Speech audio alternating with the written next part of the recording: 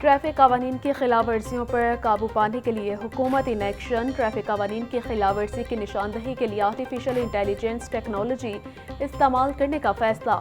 وزیر اعلیٰ پنجاب مریم نواز کی زیر صدارت خصوصی اجلاس۔ پہلے مرحلے میں موٹر سائیکل کا ہیلمٹ نہ پہننے پر آرٹیفیشل انٹیلیجنس مانیٹرنگ کے ذریعے ای چالان ہوگا۔ دوسرے مرحلے میں ٹریفک قوانین کی خلاف ورزیوں پر چالان ہوگا۔ ٹریفک کی روانی میں بہتری کے لیے 31 مقامات پر عارضی تجاوزات فوری طور پر ہٹانے کا فیصلہ۔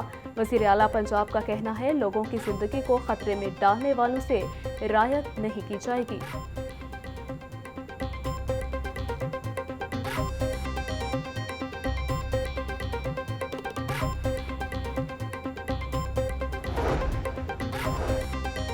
فارم 47 سے بننے والی جعلی اسمبلیاں زیادہ دیر نہیں چلیں گی۔ فارم 45 والے سڑکوں پر اور فارم 47 والے حلف اٹھا کر وزیر بن رہے ہیں۔ متنازع الیکشن کرانے پر چیف الیکشن کمشنر مستعفی ہوں۔ امیر جماعت اسلامی سراج الحق کی میڈیا سے گفتگو۔ کہا کہ جو حلف اٹھا رہے ہیں خود اعتراف کر رہے ہیں یہ ناجائز اسمبلی ہے۔ اگر الیکشن نتائج کا آڈٹ نہ کروایا گیا تو لوگ ووٹ ڈالنا چھوڑ دیں گے۔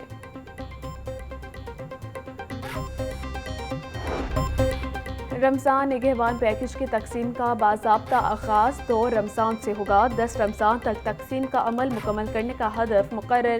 وزیر اعلیٰ پنجاب کی زیر صدارت اجلاس میں رمضان پیکج کا جائزہ۔ رمضان پیکج کی شفاف تقسیم اور مانیٹرنگ کے حوالے سے مختلف امور پر غور۔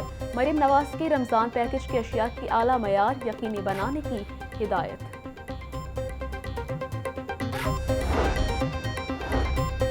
نگہبان رمضان پیکج کے تحت مستحقین میں 38,000 سے زائد راشن بیگز تقسیم۔ چیف سیکرٹری پنجاب زاہد اختر زمان کی زیر صدارت اجلاس۔ نگہبان پیکج کے لیے مستحق افراد کی تصدیق کا عمل جلد از جلد مکمل کرنے کا حکم۔ 64 لاکھ راشن بیگز مستحق افراد کو ان کی دہلیز پر فراہم کرنے کے لیے ٹرانسپورٹیشن پلان تیار۔ گرام فروشوں کے خلاف کارروائیوں سے متعلق رپورٹ روزانہ کی بنیاد پر طلب۔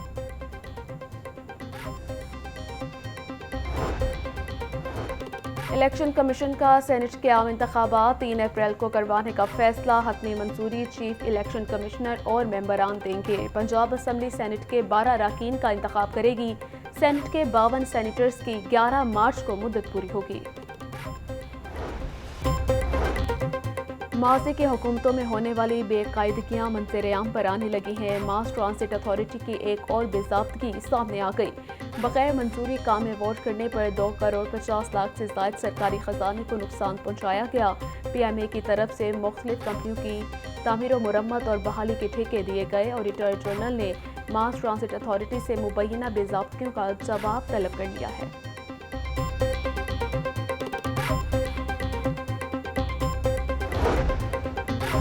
Chairperson child protection bureau Sara Ahmed سے ینگ ڈاکٹرز کے وفد کی ملاقات۔ سارہ احمد کا کہنا ہے کہ ینگ ڈاکٹرز سے مل کر بیورو میں مقیم بچوں کے لیے میڈیکل کیمپ لگایا جائے گا۔ ماہر نفسیات کی خدمات بھی حاصل کی جائیں گی۔ بچوں کی صحت کے لیے آگاہی سیمینار منعقد کیے جائیں گے۔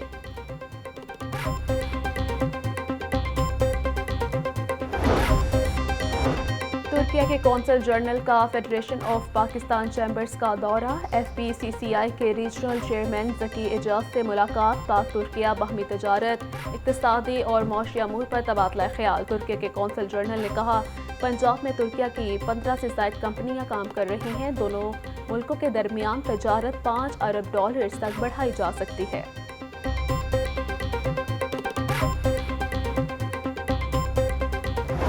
بغیر ہیلمٹ موٹر سائیکل سواروں کے لیے دوبارہ کریک ڈاؤن کا آغاز۔ Mall road, canal road, jail road سمیت اہم شاہراہوں پر ٹیمیں تعینات۔ کاہلا، نشتر کالونی، ڈرائیون روڈ سمیت دیگر علاقوں میں چالان کیے جا رہے ہیں۔ بغیر ہیلمٹ موٹر سائیکل نظر آنے پر متعلقہ بیٹ آفیسر سیکٹر انچارج کے خلاف محکمانہ کارروائی کا بھی عندیہ۔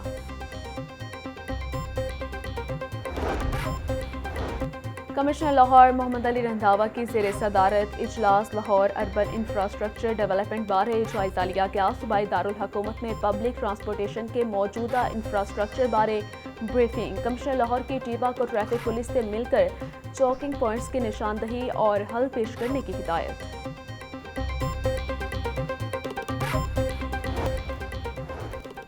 محکمہ school education public private partnership policy پر عمل درآمد کروانے میں ناکام ہے۔ 1000 اسکولوں کو پبلک پرائیویٹ پارٹنرشپ کے تحت چلانے کا اعلان کیا گیا۔ 6 ماہ بعد بھی کوئی پیش رفت نہ ہو سکی۔ غیر سرکاری تنظیم مسلم ہینڈز کے تعاون سے اسکولوں کو چلایا جانا تھا۔